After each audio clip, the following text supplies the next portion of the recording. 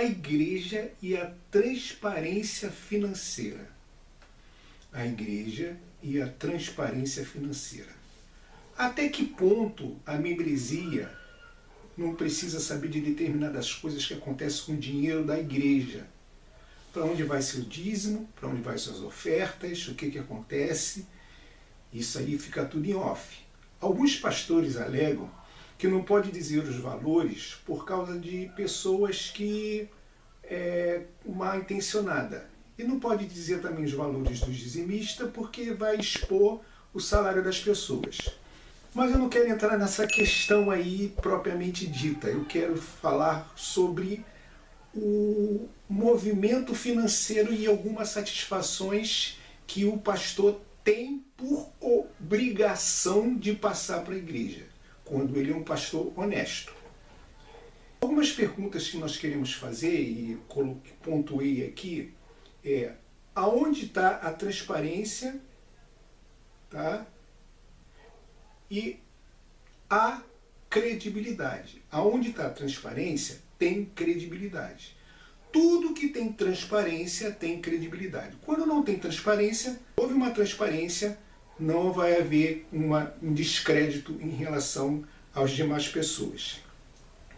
Começando do princípio que a igreja não paga imposto, ela é isenta de imposto, ela não declara imposto de renda da sua renda normalmente, e vai por aí afora. Mas algumas satisfações que os pastores têm que dar à igreja. Algumas satisfações que os pastores têm que dar à igreja. A desculpa é que não pode dar o valor total, nem pode botar o nome do dizimista e nem pode dizer os valores do dizimista. Mas algumas satisfações é obrigatória dar à igreja.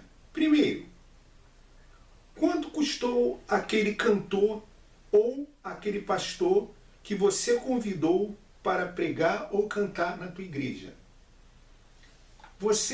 Primeiro, você perguntou à igreja se você poderia pagar 8 mil, 10 mil, 20 mil, 30 mil, 40 mil que saiu do bolso da igreja para pagar aquele cantor? Você perguntou à igreja, ou deu satisfação, irmãos, esse cantor que vai vir pregar aqui cobrou 8 mil reais. É falta de ética. Não é falta de ética, não. Isso se chama transparência. Coisa que nós estamos perdendo. Nós estamos perdendo a transparência da igreja e estamos ficando desacreditados. Certo? A segunda coisa é perguntar antes de gastar.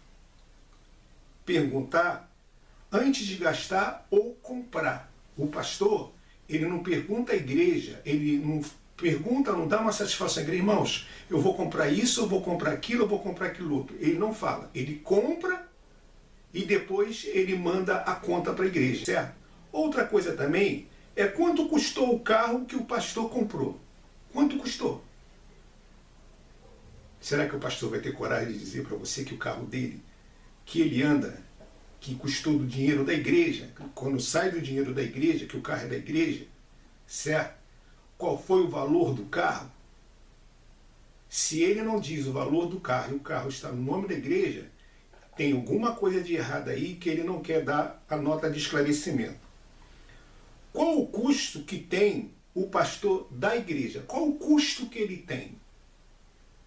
No total, não é só o salário. Qual o custo que ele tem? Será que a igreja paga a luz dele, paga a água dele, paga a gasolina dele? Qual é o custo dele? Não só o custo de salário, mas o custo também de coisas que ele gasta no dia a dia. Outra coisa, quanto gasta de conta de luz, de água, de gás, se tiver, na sede e nas congregações? Quanto gasta de conta de luz? Isso o pastor pode dizer. Qual é o gasto da igreja? Qual é o custo da igreja? Ele vai ter mais credibilidade com o povo, certo? Outra coisa também, gastou com o quê? Qual foi aquele gasto daquele mês? Foi com o quê? O pastor tem por obrigação de dizer, porque o dinheiro não é dele, é da membresia da igreja, certo? Quando quanto se gasta com funcionário de um modo geral, direto ou indiretamente dentro da igreja? A igreja tem funcionário. Não vai dizer que o fulano ganha tanto, Beltrano ganha tanto, mas num contexto geral, nós gastamos 30 mil com funcionários. É obrigação da igreja participar quanto se gasta com funcionários e se tem funcionários, certo? Quanto entrou de despesa e de lucro? Quando entrou de despesa? Quanto saiu de despesa? Quanto saiu de despesa? Saiu tanto. Quanto lucrou? Tanto. Isso, o pastor deveria dar uma satisfação para a igreja. Ah, mas não pode, porque é secreto. Sociedade secreta, eu tenho um nome para isso. Certo? Vamos lá. Que conta fica depositado o dinheiro da igreja? No CNPJ da igreja ou no CPF de alguém? Se a tua igreja não tem um CNPJ, eu aconselho você a conversar com o teu pastor para ele registrar a igreja. Igreja não pode ficar no CPF de ninguém. Igreja tem que ter CNPJ. E a conta bancária tem que estar no CNPJ da igreja, não do pastor, não da esposa do pastor, não da filha do pastor, não. Tem que estar no CNPJ da igreja. É uma perguntinha, são esclarecimento que o pastor deveria fazer com a igreja, mas não faz. Por que não faz? Alguns faz e outros não faz. O custo com ações sociais, quanto foi? Para quem foi? Sem precisar dar nome. O custo social da igreja. Esse mês nós gastamos tanto com ações social. Gastamos X com isso, Y com aquilo outro, P com aquilo outro e por aí afora. É uma satisfação que o pastor tem que dar para a igreja. Certo? O carro que o pastor anda, que diz que é da igreja, este está no CPF do pastor ou está no CNPJ da igreja? O pastor precisa dar uma satisfaçãozinha. Porque se ele sair, ele leva o carro. Se tiver no nome dele. Se ele sair como pastor da igreja e entrar um outro, ele leva o carro dele porque está no nome dele. Mas foi comprado com o dinheiro dele. Foi comprado com o dinheiro da igreja. Se não tiver essa transparência, o pastor ele perde a credibilidade, conforme as igrejas no Brasil, algumas estão perdendo a credibilidade. Sem precisar citar valores, quem recebe pela igreja? Sem precisar citar valores. A minha esposa recebe, o meu filho recebe, o meu tio recebe, meu vizinho recebe, meu primo recebe da igreja. Isso precisa ser comunicado à igreja, quem recebe da igreja, sem especificar valores e sem dar nome aos bois. Por isso você cria uma transparência. Irmãos, a minha esposa recebe por mês um valor X de ajuda que a igreja dá para ela. Então essa igreja, ela fica sabendo para onde está indo o dinheiro dela. Não, mas isso é uma coisa sigilosa. Por que sigilo? Para que sigilo? Sigilo de quê? É caixa preta, por acaso? Ou é cartão do Lula, que se coloca sigilo? É o Vaticano que se coloca sigilo nas contas do Vaticano? Não. A igreja ela tem que ser transparente financeiramente, certo? Sem precisar citar valores, certo? Compra de terreno, aluguel de imóvel, bem adquirido financeiramente, precisa ser dado satisfação à igreja antes de ser adquirido. Antes de ser adquirido, não é depois de ser adquirido.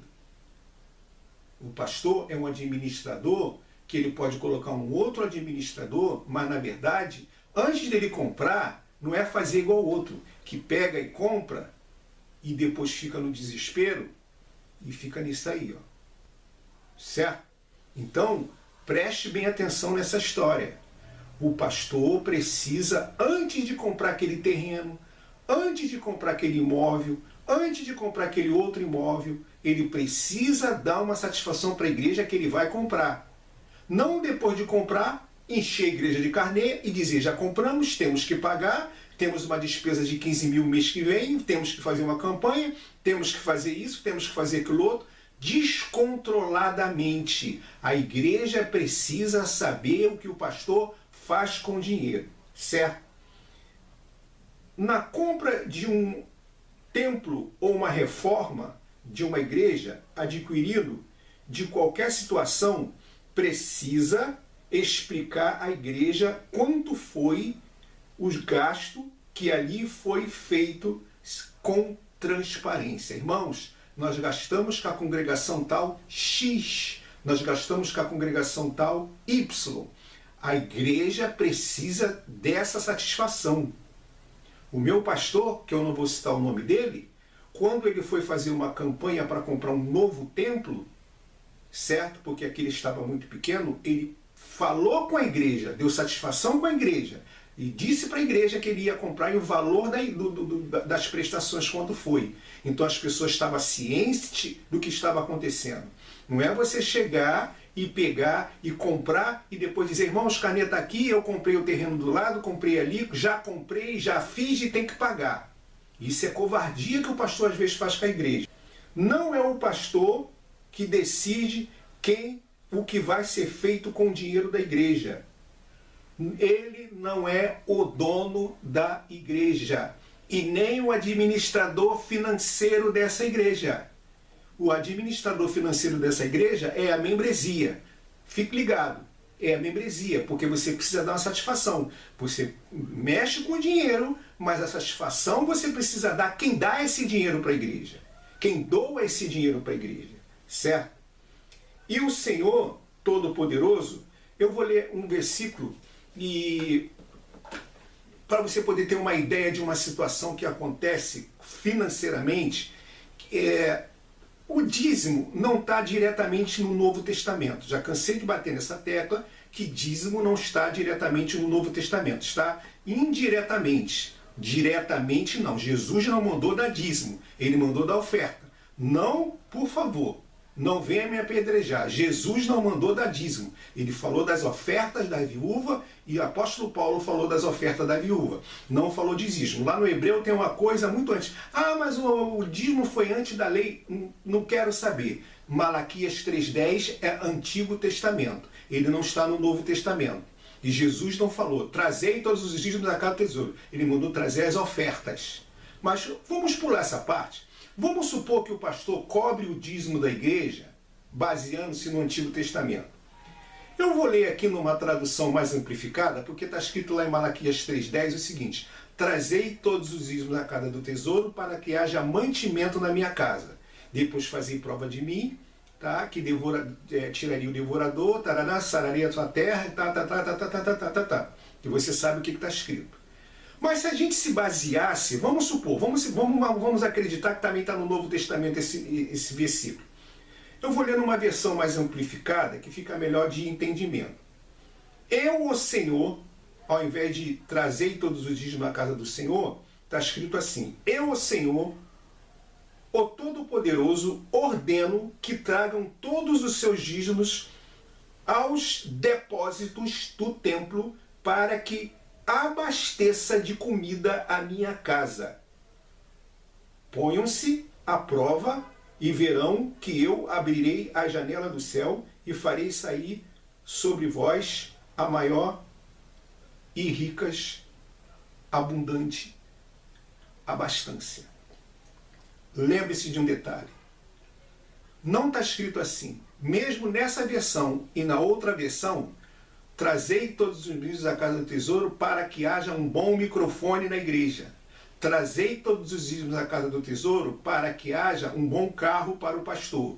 Trazei todos os dízimos da igreja para que haja um bom templo bonito. Tudo isso é plausível. Tudo isso é plausível. Mas a base legal que o pastor deveria ser sincero em dizer, que trazei todos os dízimos para que haja mantimento. Mantimento. Mantimento. Certo? Não coisas perecíveis. Um bom templo, um bom isso, um bom aquilo outro, é muito bom para a igreja. Mas o dízimo aqui está se referindo a ser dado para ter mantimento, para ter comida para quem? Eu gostaria de ler aqui para você um trecho bem rápido, que se encontra no livro de Atos dos Apóstolos, capítulo 2, 42. Atos dos Apóstolos, capítulo 2, 42. Certo? Diz o seguinte: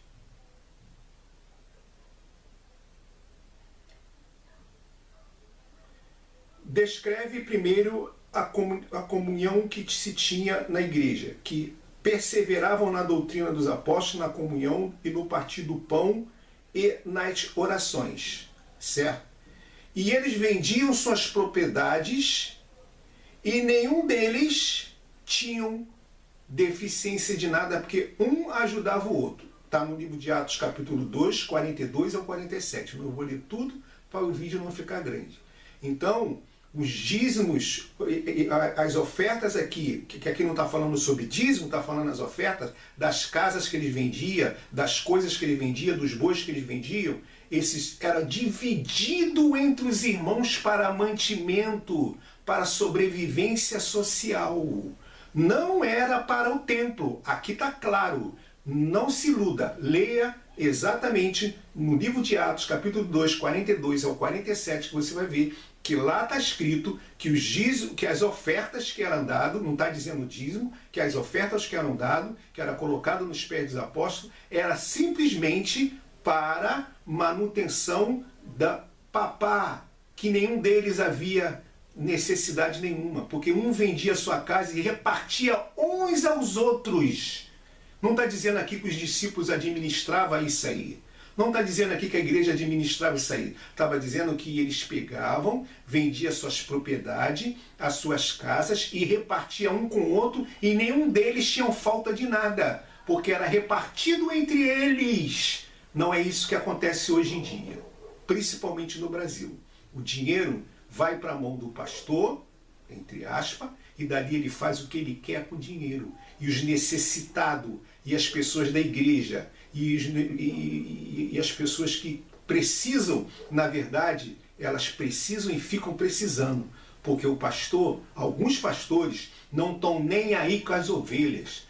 Quer uma verdade? Os pastores hoje estão tão cara de pau, alguns pastores estão tão cara de pau, eu vou abrir o jogo, que nem as ovelhas visita mais. As ovelhas ficam doentes, ficam enfermas, fica com resfriado, fica com isso, fica com aquilo outro, fica até doente com doenças em estado terminal. E os pastores não visitam mais. Manda alguém. Antigamente ainda se tinha uma comissão de visita. Hoje em dia, ele manda uma mensagenzinha fraquinha no WhatsApp, porque o pastor não cheira mais ovelha. Ele não tem cheiro de ovelha. Pastor que não tem cheiro de ovelha não é pastor. O pastor tem que cheirar a ovelha, porque ele vive no meio das ovelhas. O pastor, ele não vive separado, ele não é papa da igreja, ele não é o tal, ele não é o cara que tem que esticar tapete vermelho, não. Ele tem que estar no meio, ele é ovelha também. Então fica essa palavra de reflexão. A igreja precisa ter transparência financeira porque está virando um bagunção. Está virando um bagunção. E esse bagunção está tirando as pessoas de dentro da igreja. Porque as pessoas olham e veem pastores aí, desenfreadamente, fazendo coisas absurdas com o dinheiro da igreja.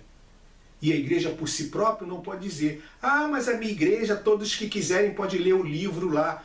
Tenta fazer o seguinte, tenta pedir o teu pastor para ler o livro da igreja. Ele vai te perseguir. Ele vai te perseguir. Porque ele vai descobrir que você não é boi de manada. Muitos pastores abrem a boca e dizem o seguinte: qualquer um aqui pode entrar lá na secretaria ou na tesouraria e perguntar ao tesoureiro o livro caixa, quanto que entra, quanto que sai. Qualquer um aqui, que principalmente se for dizimista, pode fazer isso. Mas se você fizer, o meu pastor vai te perseguir. Sabe por que ele vai te perseguir? Que ele vai olhar e vai dizer: esse cara aí não é bobo. Eu preciso de pessoas que eu controle, que eu tenha poder sobre essas pessoas. Fica aí uma palavra de reflexão, não é para você esfriar na fé, porque existem igrejas boas, existem igrejas sábias. Eu gostei do Silas, vou dizer o nome do Silas para ficar mais claro, entre outras coisas, que ele uma vez contou quanto que ele ganhava. Ele pegou na televisão e colocou: o meu salário é X, e eu já ganhei X de oferta. Sujeito homem, fala a verdade. Sujeito que honra as calças que veste, além de ser pastor que honra as calças que veste, ele fala a verdade com a igreja. Eu gastei tanto com isso, tanto com aquilo, meu carro custou tanto, e o valor é tanto. É assim que funciona. Não se esconder atrás do púlpito, não se esconder da falsa ilusão de enganar o povo e dizer, não, as pessoas não podem saber quanto que entra e quanto que sai, porque nem todo mundo aqui vai entender sim. Quando há transparência, as pessoas têm mais credibilidade em você, as pessoas acreditam mais em você. A credibilidade, aonde vai as campanhas que você faz, o dinheiro que se arrecada da igreja, para onde vai? O que se faz? Não custa nada apresentar uma nota fiscal, não custa nada apresentar uma situação que você gastou, em que você gasta as coisas. De vez em quando, já que você não pode fazer num culto aberto, tenta fazer num culto mais fechado, mas faça isso, ou faça num culto aberto, não tem problema nenhum. Não tem problema nenhum você expor a verdade. Clareza, não o esconder. Bota um filho para trabalhar, ninguém sabe quanto o filho ganha, se o filho ganha. Bota a esposa, que a esposa nem funcionária é da igreja, mas ela ganha dinheiro da igreja. O pastor já ganha o salário dele, mas o carro, a gasolina é pago pela igreja, o aluguel dele é pago pela igreja, a casa dele é paga pela igreja, mas ele já ganha o salário dele. É deputado? Se ele tem um salário dele, ele tem que sobreviver com o salário dele. Certo? Isso eu me complico em dizer, porque sou pastor também. Eu me complico em me dizer que eu sou pastor também. Só não estou liderando igreja, mas já liderei e sei como é que funciona. A transparência está em primeiro plano. Não tendo transparência, a tua religião é falha, é falsa, é mentirosa. Então não venha com essa desculpinha esfarrapada dizendo que não pode dizer o valor da importância do dinheiro. Você não vai dizer da importância do dinheiro, mas você vai dizer aonde você gasta o dinheiro. Não pode, né? Fica difícil dizer, né? Porque senão as pessoas vão descobrirem e não vão ficar na tua igreja. Mas aquele que fala a verdade, ele pode ter até uma igreja vazia, mas as pessoas confiam nele. O que é importante, na igreja cheia, na igreja vazia. O importante é o pastor ser transparente. O pastor ser sujeito homem, de honrar as calças que veste e dizer, gastamos tanto, usamos tanto com obra social, temos tantos funcionários aqui trabalhando na igreja. Então, para não se estender mais, eu sei que isso é difícil no Brasil, porque todo mundo fica quietinho com a desculpa que não pode dizer o valor. Até o dia que o governo começar a cobrar o imposto das igrejas. Aí a igreja vai ter que abrir o livro, aí vai ficar pior. Aí não vai ser a membresia que vai saber, não. Vai ser o governo federal, o governo estadual, o governo municipal, a população vai saber o que entra e o que sai da tua igreja, quem dizima e quem não dizima. Tem países que é assim. Tem países que eu estudei no outro dia, que o dizimista, ele preenche dados constando quanto que ele ganha. E aqui dali vai para a declaração do imposto de renda. Certo? Então, fique esperto, porque ocultar as coisas daquelas pessoas que têm direito é omitir, e omitir é quase como roubar. Não fique triste comigo, mas essa é a grande verdade. Fica com Deus e até a próxima.